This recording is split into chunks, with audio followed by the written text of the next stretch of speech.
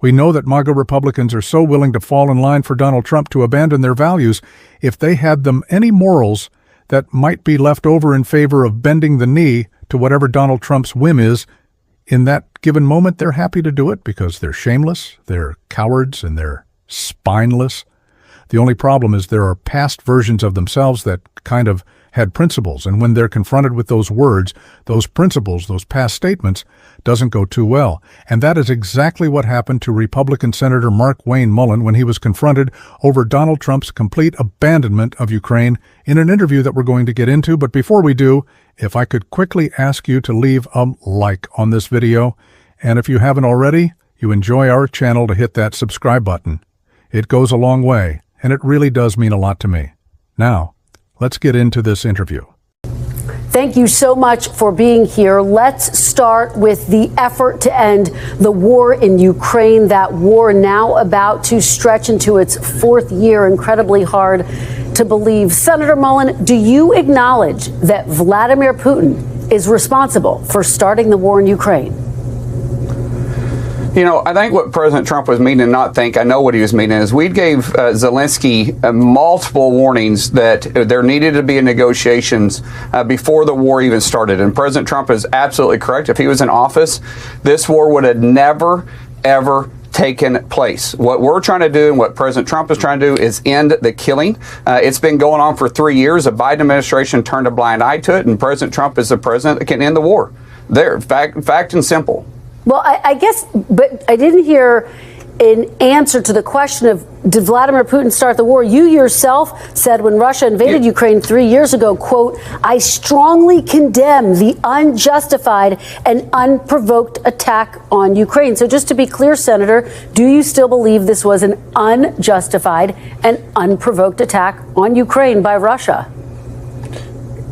You know, what we believe is this war should have never taken place. And what we're trying to do here is put President Trump in a good position to negotiate the end of the war. It's the same way that that Reagan worked with Gorbachev by trying to end the Cold War.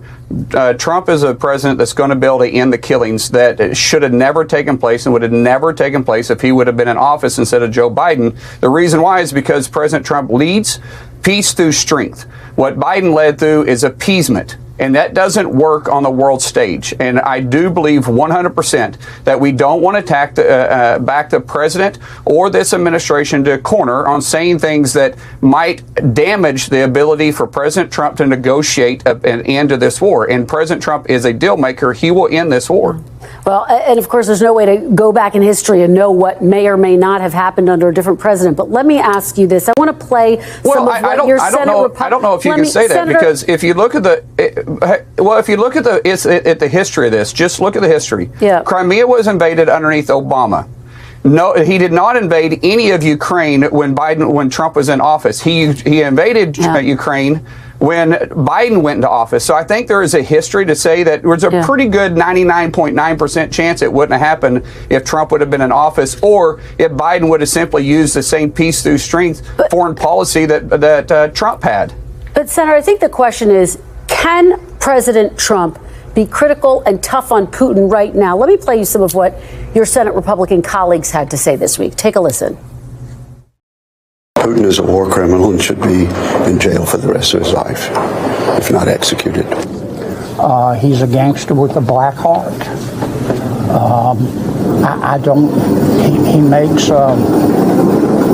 He makes Jeffrey Dahmer look like Mother Teresa. This man is a cancer and the greatest threat to democracy in my lifetime. Senator, is it important for the President of the United States, who speaks for all of the country, to be honest and critical of Vladimir Putin? I think the president has been very critical of Putin, and I'm not sitting here defending Putin. Putin's not a good guy. At the same time, that's up to the Russian people. That's not up to us to make that decision. What President Trump is trying to do is end the war, and he's trying to end the war from a place of strength. You don't end a war from a place of weakness, which is why Biden could never end the war. Trump is going to be able to end the war. He said he was going to do it when he was on the campaign trail, and he's kept his promises, and he's going to continue to deliver on those promises. Let me zoom out and ask you big picture. Do you think the United States should stay in NATO, Senator?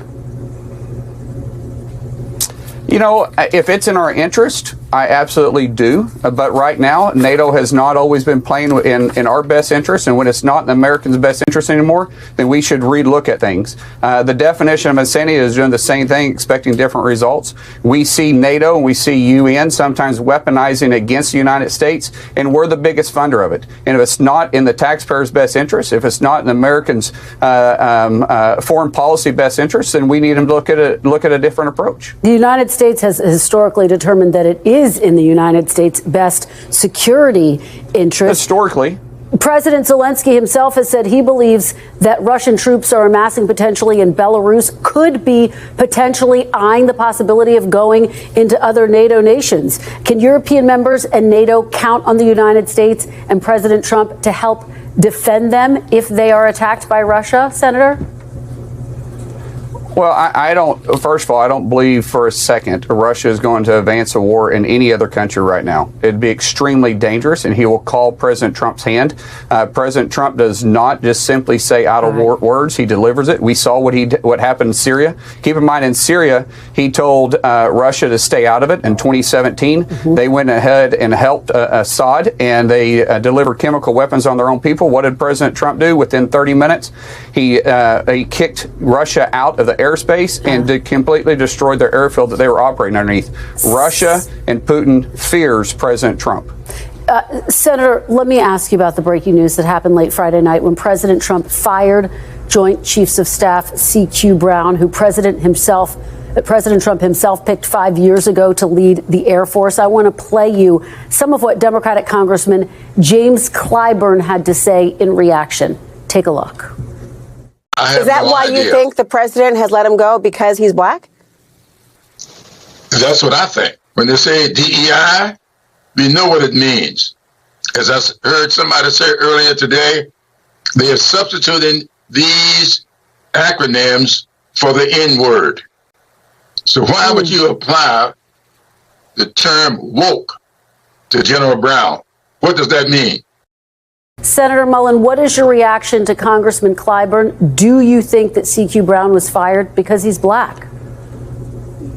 Unfortunately, Congressman Clyburn, he constantly pulls a race card out. This has nothing to do with this. We're a civilian force, and the president gets to choose his closest advisors, and the chairman of the Joint Chiefs of Staff is his closest advisors. Obviously, he said very positive things about General Brown, even when he was dismissing him. But the president has a right to pick people around him that he wants to, that he trusts. And at some point, he chose to go a different direction. This had absolutely zero to do with race. Keep in mind, the reason why he was on the promoted the first time was because President Trump did that in his last administration. So that it's dangerous every time the left wants to pull out the race card. It's dangerous and reckless and ridiculous. All right, let's turn now to these steep government cuts that we're seeing. They're starting to be felt across the country. Here are some recent headlines in your home state of Oklahoma. Quote, federal layoffs felt across indigenous communities in Oklahoma. Oklahoma University president says the National Institutes of Health funding cut would severely impact university research. Thousands of Oklahoma veterans and caregivers struggle amid cuts to VA. This comes as there have been town halls all across the country, including in Oklahoma, protesting these cuts. What is your message to the people of Oklahoma who say they are being hurt by these cuts by President Trump and Elon Musk? Well, let's go back and talk about their protest. The chair of the DNC, Ken Martin, openly admitted on MSNBC just yesterday that they were manufacturing these protests. They were busing in armies to manufacture these protests. But what about the headlines in your state? Hold on, Senator. What about the headlines in your state? I'll get to that. I will get to that. Let's talk about the NIH. The funding has been abused all across the universities. We have Ivy League from Harvard to Yale that's using 69% of the NIH funding for monies other than research, meaning overhead. You have the University of Oklahoma that 55% of the dollars that are going into for research are being used for overhead funding. Those dollars should be around 15 to 25% tops to be used for overhead instead of NIH actual research and development. There has to be a reset. It has been abused, and what the president is saying is that number can be anywhere from 15 to 25%, but it should be a max. If you start looking at donors that donate to the universities, they immediately put in 15 to 25% tops on their donation can be used for that. So if you want to start talking about actual cuts, what Oklahomans want is to make sure that we get rid of the waste and fraud inside the federal government, and that's exactly what the president has done. They've already identified billions of dollars of waste and fraud for the taxpayers. But Senator, first of all, they haven't provided proof of fraud, but talk to the people in Oklahoma who've lost their jobs, who say they are hurting. They don't know how they're going to pay their mortgage. They don't know how they're going to make ends meet. Talk to those people. What's your message to them? They say enough of these cuts. Well, I would tell you that the majority of the American people want to make sure that their taxpayers are being used correctly. I don't want anybody to lose their job. That's the last thing we want. But at the same time, anytime you're trying to secure this country, which a national security risk we have right now is our national debt, we have to make changes, and we have to make it quickly. Unfortunately, when we have bureaucrats and politicians that have wastefully spent the American taxpayer dollars, and we don't have to look any farther than USAID to see the wasteful billions of dollars that were spent, cuts had to take place, and every business owner understands this. Every business owner understands that you have to get your house in order before you can advance.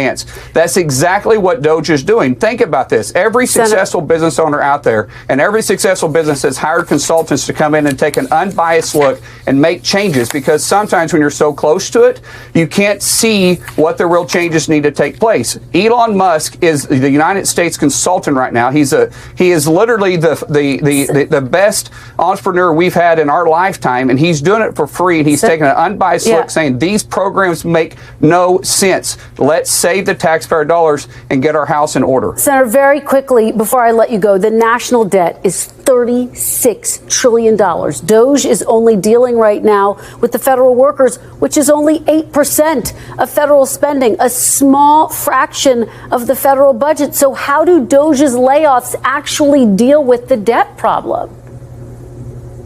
Take care of your pennies and the dollars will take care of themselves. Every business owner knows that. Within only 4 short weeks, we've already identified over $55 billion of waste and fraud. We're only 4 weeks into a 4-year administration. That is taking care of the pennies and going to get to the dollars. We will get our house back in order. All right, Senator, very quickly, because I am almost out of time. President Trump again this week joked about running for a 3rd term.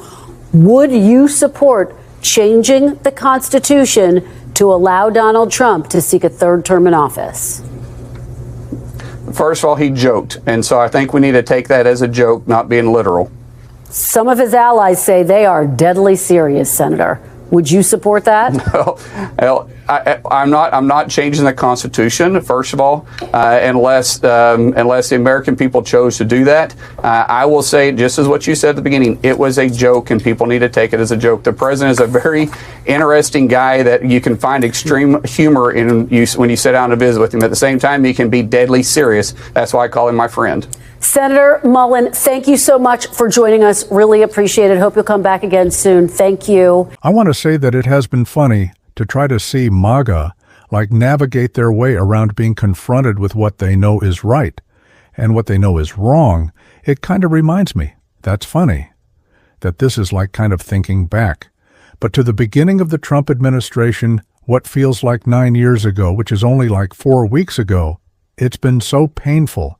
But when the Republican senators mostly were asked about the January 6th pardons and the long list of top beaters who came after them, who were pardoned, and the response, as always, is, well, I haven't seen that, I didn't see it, I haven't checked that out yet, knowing full well that they had, obviously, all the news was and that they just couldn't respond because they knew it was so bad. And that's a lot of what I'm seeing from them now. Have you heard Donald Trump's comments praising Vladimir Putin, calling Zelensky a dictator? No, I haven't. I'm sure Mr. Trump was okay. It's just sad. These guys are spineless. It's embarrassing. They know what they're saying is wrong because they're being confronted with their own words.